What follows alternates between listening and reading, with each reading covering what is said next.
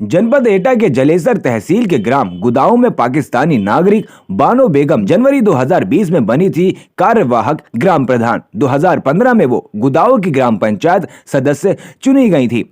जनवरी 2020 में ग्राम प्रधान शहनवाज बेगम की मौत के बाद बानो बेगम को चुना गया था गांव का कार्यवाहक प्रधान। बेगम बानो लगभग 38 साल पूर्व पाकिस्तान से एटा रिश्तेदारी में आई थी और यहां अख्तर अली से निकाह कर लिया था। तब से लॉन्ग टर्म वीजा को एक्सटेंड करवा कर यहीं रह रही है। बानो बेगम का आधार कार्ड, वोटर कार्ड आदि दस्तावेज तैयार कराने वालों पर होगी कार्यवाही। 10 दिसंबर को गाँव के ही कुएदान खान ने की थी इस मामले की शिकायत। चल रहा है मामला कि आप पाकिस्तान की हैं, वीजा पे रह रही हैं, आप यहाँ प्रधानी का चुनाव भी लड़ लिए, तो पूरा मामला क्या है इसमें, क्या कैसे हुआ है ये सब? बाबूजी, हम प्रधानी नहीं लड़े, ना हमने चुनाव लड़ा है। उसकी प्रधान की भाभी ख़त्म हो गई थी तो उसने हमें प्रधान बनाया था। मैं मतलब वो मीटिंग लगी थी, उसने हमें प्रधान किया था। उसके बाद जो कुछ किया है उसने किया है।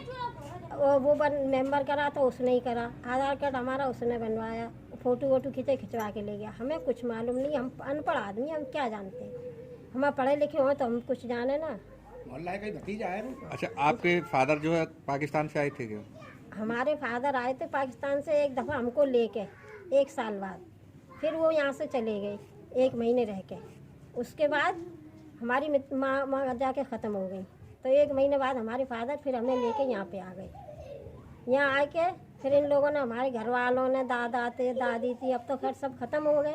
उन्होंने की लड़की सियानी है, इनकी शादी कर दो, तुम कहाँ लेके डोलोगे। फिर उन्होंने LIU ऑफिस वालों से बातें की, तो उन्होंने किया ठीक है, तुम अपनी लड़कियों की शादी कर दोगे तो तुम यहाँ पर रह जाओगे। तो हमारे पिताजी ने ये कही कि कोई झगड़ा तो नहीं पड़ेगा, है सकता मुझे भेज दो, मेरी लड़कियाँ रह जाएँ। कि नहीं, कोई झगड़ा नहीं होगा। तो उस दौरान हमारे पिताजी ने हमारी शादी कर दी। शादी के बाद 2 साल हमारे पिताजी यहाँ पर मुकदमा भी लड़े रहने के लिए। मुकदमा वो हार गई, उनको भेज दिया गया यहाँ से और हमको यहाँ पे छोड़ गए। हम ना हमारा पासपोर्ट है ना हमारा वीज़ा है, पिताजी के पासपोर्ट के वीज़ा में आए थे हम। तो आपको नागरिकता नहीं मिली यहाँ की? नागरिकता नहीं मिली। तो मतलब आपका रिन्यूअल होता रहा है? रिन्यूअल ये लोग आते हैं LIU वाले, वो कह जाते हैं हम रिन्यूअल करवा जाते हैं। अब तो पैसा भी बहुत खर्च करवा रहे हैं, 1500 से 1800 रुपये खर्चा होता है। पहले 15 रुपये में होता था, अब तो 1800 1900 रुपया खर्चा हो रहे हैं हर साल। तो आपका ये आधार कार्ड, राशन कार्ड, ये सब किसने बनवाया है? ये इसी ने बनवाया है। किसने? अमीर हसन जी। और अब ये झगड़ा कर लिया हमसे। अभी हमने पैसों की मना कर दी तो इन्होंने झगड़ा किया हमसे, गोली भी चलाई। गोली का झूठा नाम लगा दिया कि भतीजे की गोली लग गई। ये डर के मारे भाग गए बेचारे, सारे को गोली लगी है तो झगड़ा खर्रा हो जाएगा। फिर इन्होंने हमारी लूट करी है, ताले भी लगाए हैं, लूट भी करी, ताले तोड़े, सब सामान निकाल ले गए। हमारा घर बर्बाद कर दिया सारा इन लोगों ने। और अभी भी ये गाली देते हैं। और 1 महीना ये जेल भी बाप बेटे जेल में भी रहा है। मेरे ससुर बीमार हो गए, उसमें ये ख़त्म हो गए। जब 3 दिन डेड बॉडी रखी रही है, उसके बाद ये वहाँ से जमानत से बुलाए। जब उनकी डेड बॉडी लगी, मेरे लड़के को तो बाबा का मुंह भी नहीं मिला देखने के लिए। अख्तर जी, आपकी पत्नी जो है पाकिस्तान का जो उनका वीज़ा चल रहा है उस पर के जैसे प्रशासन का कहना है कि उन्होंने चुनाव लड़ा, पूरे कागज़ नहीं दिखाए, तो पूरा मामला क्या है, आपको क्या जानकारी है इसकी? सरकार, हम अनपढ़ आदमी हैं, हमें कोई जानकारी नहीं है। हमारी जो पत्नी है जो अपने पिता के वीज़ा पे आई थी, इन पर कोई पासपोर्ट वीज़ा नहीं है। जो एटा के ऑफिस वाले आते हैं 1 साल बाद वो रिन्यू करा देते हैं। अब की साल 2 साल बाद हुआ है। हमारा एक पड़ोसी है, मोहल्ला का बिरादरी है, अमीर सन नाम का, उसने ही मतलब वोट डलवाए। उसकी भाभी प्रधान थी। उसके बाद वो जब ख़त्म हो गई तो मेंबरों के हिसाब से उन्होंने हमारी पत्नी को मतलब कि चाची तुम प्रधान हो गई, और इस वजह से मतलब अंगूठा लगवाता रहा। हम तो कोई जानकारी नहीं थी।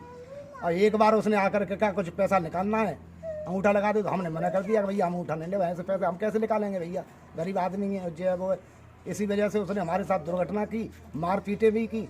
हमारा उसने एक मकान घेर लिया है ज़बरदस्ती, अपना ताला डाल दिया, आधा मकान तोड़ भी दिया है और पूरा सामान खींच ले गया। और उसने हम पे मुकदमा भी लगाया। हम अभी 1 महीना पहले जेल काट के आए सरकार। उसी जेल में मेरे पिता ख़त्म हो गए, उसके 3 दिन डेड बॉडी रखी रही। उसके बाद मुझे मिट्टी मिली है बाप की मुंह देखने के लिए मेरे साथ मतलब। अच्छा, वो आपका वोट, आधार कार्ड ये किसने बनवाया था? ये सब अमित सर ने बनवाया सरकार।